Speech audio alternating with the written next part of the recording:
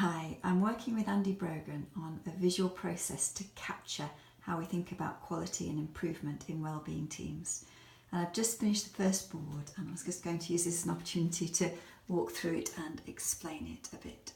So the first one is around purpose and what matters. So any thinking about quality improvement needs to start with why we're here in the first place and what are the values that underpin the way we work. So the purpose of wellbeing teams is that we do whatever we can to help people live well at home and be part of their community. And that's underpinned by our values: compassion, responsibility, collaboration, curiosity, creativity and flourishing. And by doing it visually like this, it gives me an opportunity to keep checking back as to whether what I'm putting really is reflecting our values. Now, although I'm doing this by myself, ideally you'd be doing this process with the whole team, but I'm doing it to test it out and see how it works before involving other team members in this. So this section here is listing all the different stakeholders who cares about how and how well we meet our purpose. And it's got a list of who and then what matters or what the particular stakeholder group needs.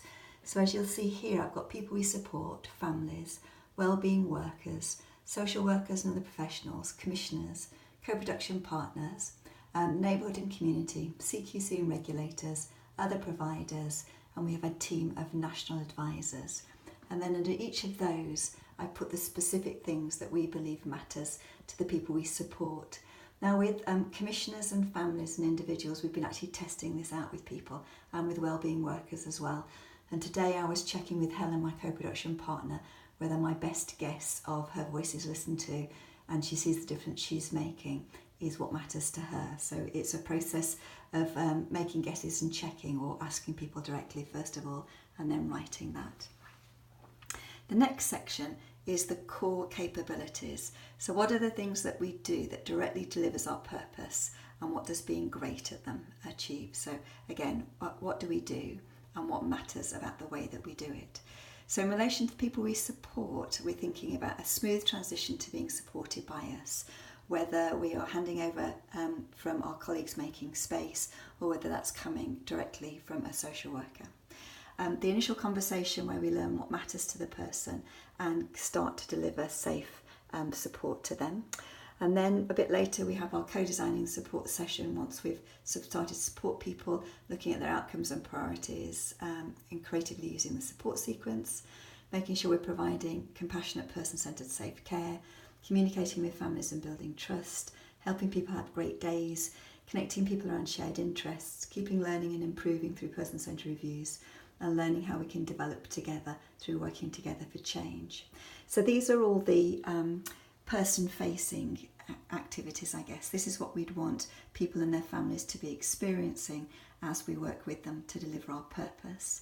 And then underneath that is the support capabilities. So what else needs to happen in the background to enable us to be great at delivering our purpose?